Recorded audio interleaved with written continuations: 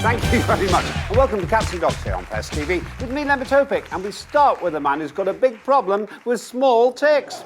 Oh yes, Earth's richest person has caused an identity crisis.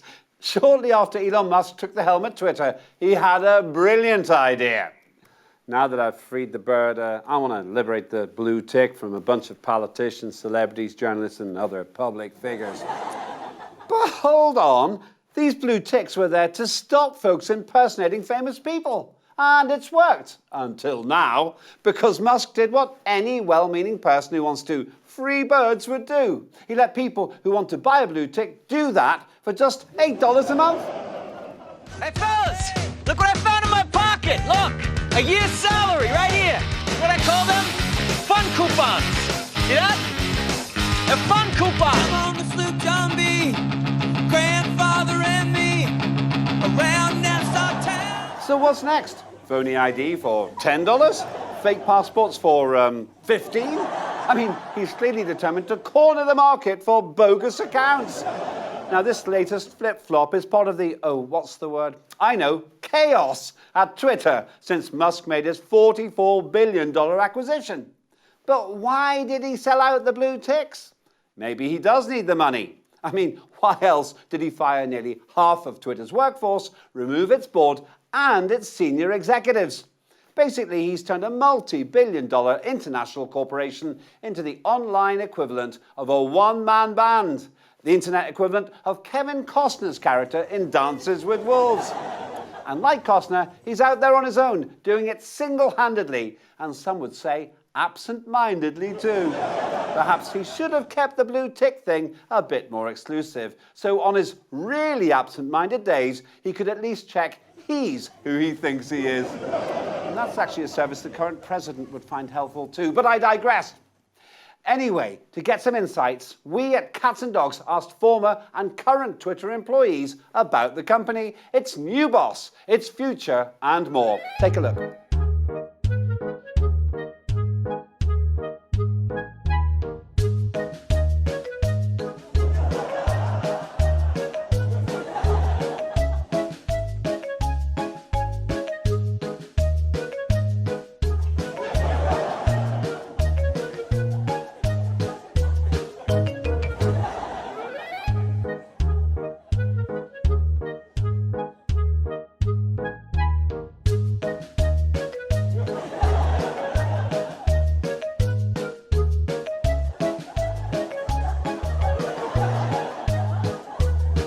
So, there you have it. Let's come back to that blue tick thing again. After the tsunami of new blue tick accounts impersonating influential individuals and brands led to chaos and confusion, Twitter added an official label to some accounts, essentially the old blue tick by a different name.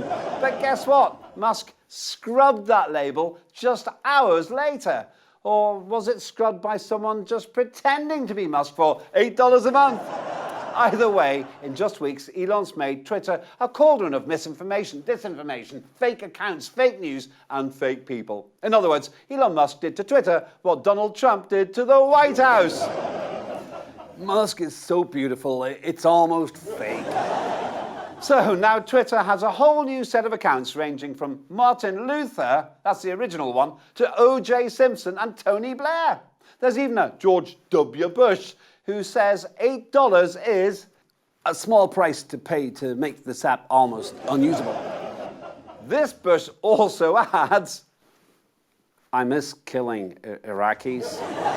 And guess what? Former UK Prime Minister Tony Blair, apparently agrees with him, causing many to ask, were those really fake accounts? Some say, obviously, that makes them real.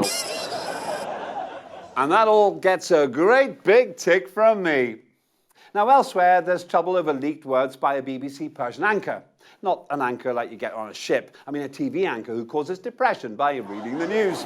This anchor, called Rana Rahimpour, apparently told her mother that enemies of Iran do not want a unified Iran and that their support for the unrest in that country isn't even sincere.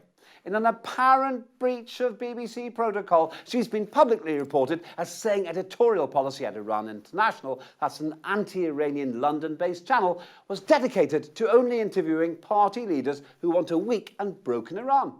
Since the leak, Iran has been persistently threatened and exposed to cancel culture by, you guessed it, Iran International. Which is ironic, since this station also calls for freedom of speech in Iran while cancelling her. How did this weird, contradictory situation happen? Well, if they start selling blue ticks, then we'll know exactly who gave them the idea. This does get more serious when you discover who's behind the station. Yes, it's the king of free speech himself, Mohammed bin Salman, that great Saudi reformer with consulates in, for example, Istanbul, where, like Hotel California, journalists like Khashoggi can check out, but they can never leave. Now, does Iran International have a point about what we might call Ranagate? Well, kind of. After all, Iran International could say that they pay her to be loyal. How, you ask? Because Rana's paid by the BBC, which is paid by the UK government, which is paid by the Saudis. Well, not exactly paid, like in taxes. It's usually just arms deals. But hey, taxes, bombs, what's the difference? As long as the UK stays loyal, what's the problem? Let's trade in ammunition, not revolution, eh? Now, talking of revolutions, France's Emmanuel Macron held protests in Iran as révolution. Apparently, the French president has some form of hyperopia, which is not to be mixed up with hypermarket, which is a big shop, or hyperopic, which is me when I'm excited. No, hyperopia is super far-sightedness, or, as it applies to Macron, super double standards. With his supervision, he's interpreted events in Iran, thousands of kilometers away, as a revolution. But hey, Macron, what about your yellow vests in your own country, in your own city? Oh, say nothing more than a tiny, little, teeny-weeny protest. Whatever happened to Viva la Révolution, the esprit de corps, liberté, qualité, fraternité? Behind the once glorious facades of Paris is the French state in existential crisis, where equalité is less important than escargot. Moving to the United States now, two historic military aircraft collided and crashed during an air show in Dallas. In a dramatic and fatal accident, the planes exploded into a ball of flames, sending black smoke high into the sky. Airshow safety, particularly with older military aircraft, has been in the news a lot. In 2011, 11 people were killed in Reno, Nevada, when a P-51 Mustang crashed into spectators. In 2019, a bomber crashed in Hartford, Connecticut, killing 7. And almost 21 accidents have occurred over 40 years involving World War II-era bombers. That's resulted in 23 deaths. What's going on, and why?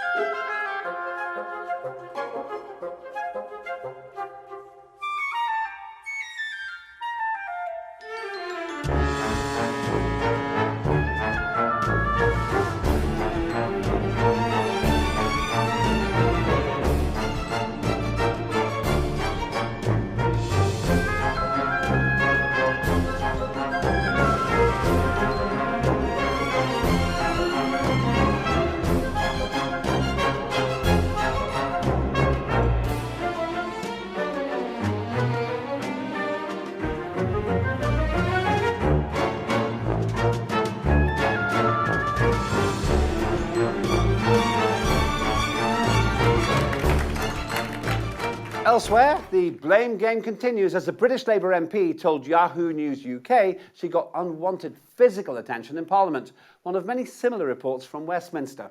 Charlotte Nichols MP for Warrington North said she'd experienced sexual misconduct at least a dozen times since being elected, adding, "As a younger woman MP, I've had instances of being propositioned in front of colleagues by an MP old enough to be my granddad repeatedly." Nichols was even advised to avoid some people for her own safety.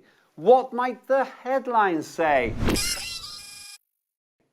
Nichols warned, "You're young, you're female, you're normal. Why are you even here?" Tactile Joe Biden tells UK Labour leader, "I'm here to see someone, but it's not you, Keir." Senior parliamentarian tells Labour lady, "Well, hello." Prince Andrew claims one doesn't recall ever meeting Charlotte Nichols, but tell her the check's in the post just in case. Just some ideas. That's all for this week. Join me again next time to find out who's facing unwelcome attention, who's facing unwelcome impersonators, and if Musk's still getting ticked off for selling big blue ticks. That's all on Press TV with me, Len Dopic, and Captain Dog.